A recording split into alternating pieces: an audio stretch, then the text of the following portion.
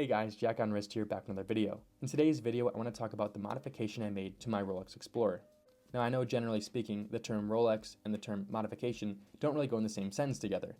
The most common example of modifying a Rolex is in the form of bedazzling, so to speak, with various gems and diamonds, which in my opinion tends to not only deface the watch, but certainly brings down the value more times than not.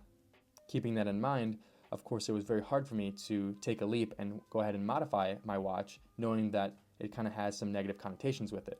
I believe that in today's video, I'll be showing you a modification that is the exception and not the rule to that. And honestly, I really think that the modification I'm showing you today has changed the way I viewed this particular watch and has made me fall in love with it even more. So without further ado, let's jump right into it. The modification we're talking about today is from the brand Reef and is their extension link for my Rolex Explorer.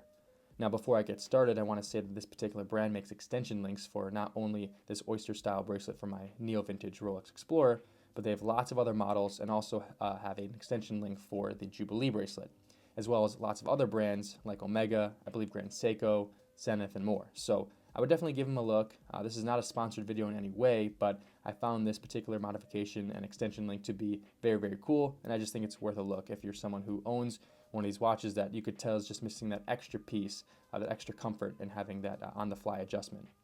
So I think the reason why people would want to buy this extension link is fairly obvious if you're someone who owns a neo-vintage or vintage Rolex model or any of these other watches that really doesn't have on-the-fly adjustment. It's because you're really missing that modern feature. When I bought this Rolex Explorer, I was really debating between this model, which is the 114270, and the newer model, the 124270. And a lot of the reason why I wanted the new model is because it had the EasyLink Rolex extension that made it easier to, on the fly, add 5mm or subtract 5mm from the size, which is a very, very convenient feature. Of course, throughout the day, your wrist is going to fluctuate in size, and to be able to change it is really a great convenience. Now, I ended up buying this particular watch, again, the older model, but I knew I was missing out on that particular feature, and I really, really missed it. And it was, again, one of the main reasons why I wanted the newer model. So when I was looking online, I found this particular brand, Reef, and I had to give it a shot.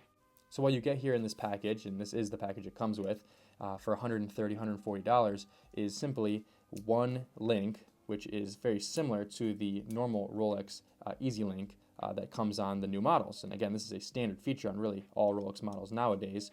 And basically, you just change your final link here on the watch for the one that you get from Reef, and it just is now the extension. All you do is you just fold it in when you want to not use it. You can hear the snap, and then when you want to add 5mm, you just pull on it, and it's really easy. It's that simple. And I've had this particular modification for about 4 months now, and I've had zero issues with it. And I also want to say that the quality feels pretty much the exact same to that of the stock Rolex steel bracelet quality. So in terms of that part of it, I really wouldn't expect any drop off. It feels very, very normal. It doesn't feel like you really did anything to your watch that's different, but it really, really makes this watch a whole lot different in terms of the day-to-day usage.